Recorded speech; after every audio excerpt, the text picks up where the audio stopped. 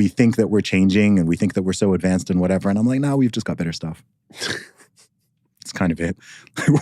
We're not, the people in the 1920s were the same. The people in the 1820s were the same. They just didn't have as much history and they didn't have as much stuff. No air conditioning, no Wi-Fi. Basically. Pretty much. Yeah.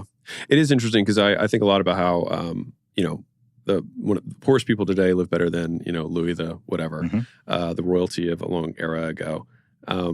That always tricks me out. And also that those people are still just as unhappy and happy as the people are today.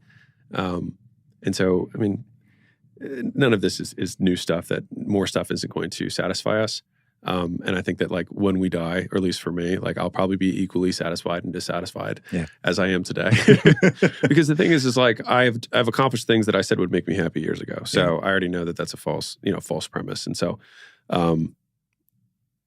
I have and anyway, going on a tangent here, but I had this mentor early on, and I had a particularly good weekend. I saw some people I liked, did stuff that was fun for me, and I came in just like kind of a little bit upbeat, and I told her that, and she said, I'm pretty sure that's the secret to living a good life is putting as many of those days in a row as you can. And it was actually like it operationalized joy for me, which is like, okay, doing things that I like with people that I like as many times in a row as I can. I've never heard someone say operationalized joy. Yeah. I was like, this man's a true entrepreneur. Well, it's just because like a lot of it's like these amorphous words, and we're like, what do they mean? It's like, well, how do I make that real? And so for me, that was that. And so that's what I spent a lot of time on. And even today, because we get a lot of time, I'm sure you get lots of people pulling on your time, course, right? Yeah. And one of our teammates, our director of people, made a presentation on how it takes about 80 hours to make a friend. Like a true friend. Okay. And that was actually really profound for me in a different way. More so because now I just think to myself, if I'm about to take a lunch with someone, am I going to spend 80 hours with them? If the answer is no, it's giving me an easier way to say no. Which is like, I don't think I'm going to spend 80 hours with this person. Okay. I'd rather spend it with friends. Not to say that I'd never take, new meetings, but it's given me a nice lens to say no, which I try and do as much as I can. You've mentioned your wife or previous girlfriend, now wife, multiple times throughout this podcast. I'd like to learn more. Yeah. How did you guys meet? So we met on Bumble, which is the dating app. It was the best one then. So I don't know what the kids are doing these days, but it was where all the best talent was. You don't want to know what the kids are doing these days. I don't want to know. Yeah, it was where all the talent was. And so anyways, we it's kind of a funny story.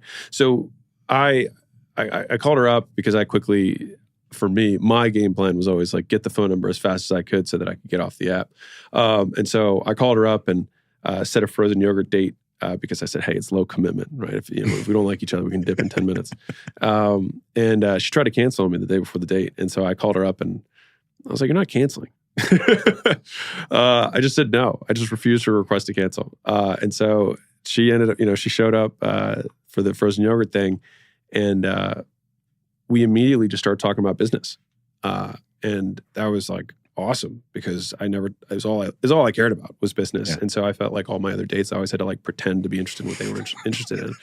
And so this date, I just got to talk about stuff I was interested in. She was interested in that stuff too. And so we spent like 4 hours on our first date only talking about business. And at the end of the date, I said, hey, I don't know if this is going to work out, but you should totally work for me. And so I offered her a job, and I was like, I'm going to do this new thing. I'm going to call it Gym Launch. I'm like, go around. It was right at the time. I was like, I'm going to go around the country and launch these gyms. And so she said, no, I literally just met you. Like she had a whole book of business as a personal trainer. And so, but anyways, I went and I did my first launches and I came back and I hadn't processed any of the money because I can do the talking thing. So I did that, got all the credit cards, got them all assigned, and then I'd have the next person. So I hadn't processed any of it. And so she picked me up from the airport like a month or so later. And we'd spoken every night. And I was like, I went 21 for 23 today. I went 18 for 21, like whatever it was. And she said, you need to take me on a date because you promised you're going to take me somewhere that wasn't Chipotle, Panda Express, and I was like, we're eating together. What else is there? And so anyways, I said yes. I said, can you do one favor for me first? And she was like, what? I was like, I just need you to help me process these contracts. And so I got back and I had this fat stack of contracts. And so I taught her how to process them. In like an hour, we processed like $100 and something thousand. And she can do math. She looked at it and she was like, what is this? And I was like, this is the thing I was telling you about. And then she's like, is it legal? That was her first question. Is it legal? And I was like, yeah. And she was like, all right, I'm in. That's so funny. And so she quit her job. And so when we started, so I only did the first 2 or 3 launches on my own. And then Leila came with me. So anytime there was a launch where it was just one, it would be both of us. And if we had 2, she would fly to that one and we'd talk every night. And that was basically our early days. So we went from we just met to traveling the nation, living out of the one room motel room together within 6 weeks. And so you can imagine this. So this is a little bit of the context of when I went back to see her family. Yeah. They're like, so this is the guy that you met on the internet and then 6 weeks later dropped everything for and are sleeping in a motel room, Middle Eastern father, hers. Yeah. Oh boy. Yeah. So huge fan of mine, right? Right. When I came back, I had no money either. So I'd lost everything too. But when she met me, I was a successful 5-location gym owner. But anyways, we started doing this. And that's when we met in April of 16. Okay. And so if you remember the chronology there, we met in April 16. I did the first launches. Then we did launches together. I opened that 6th location with that guy in August. Which I crushed that launch at 370 plus sales. And then then I sold the gyms, and then I put all the money into that account. Then he emptied the money from that account. And then I got my DUI. And then got my DUI. My mom went to the hospital. And then we lost. I had to close that gym down, drained my bank account for the most part. Then had the processing issue, then launched all the gyms, and then had the chargeback and refund issue with them doing everything. And then it started to work. And so that was the first 12 months of our relationship. Wow.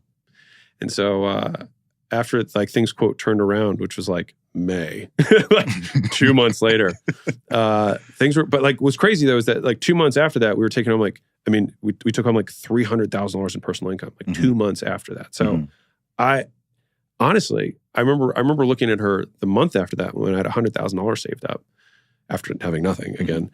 And that was one of the most significant moments in my personal life, because up to that point, even with the gyms, I always left the money in the business account.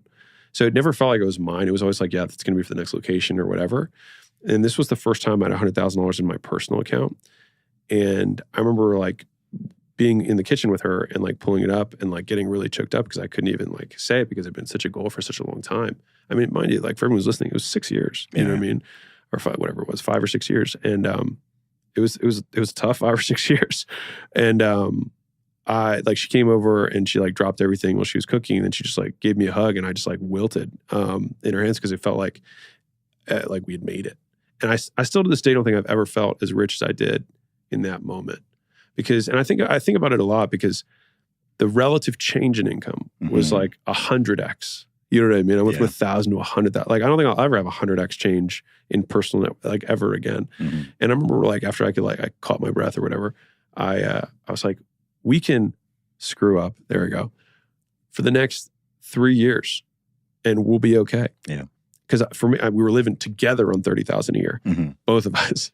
And so I knew that I was we're good. We're good. And then obviously the next month we made more and more. But that moment, I felt like I could exhale finally. And then that I proposed to her 2 months later. And my proposition was in the same style of, I walked in one day, our employees were worried because we were dating and running this business that was growing really fast. And they were what happens if you guys break up? And I was it's a good point. I understand their concerns. And so I just went to Leila and I said, I have to handle something. We're going to take a detour in the story.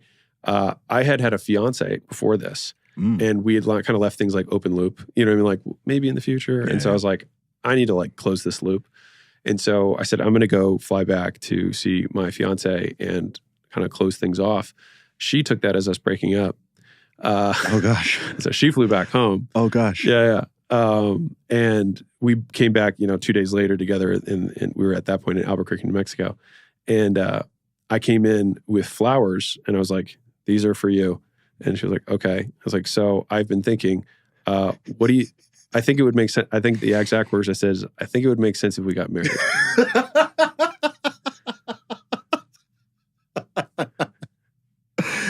Fellas listening, Yeah. this is the line right there from Alex Hormozi.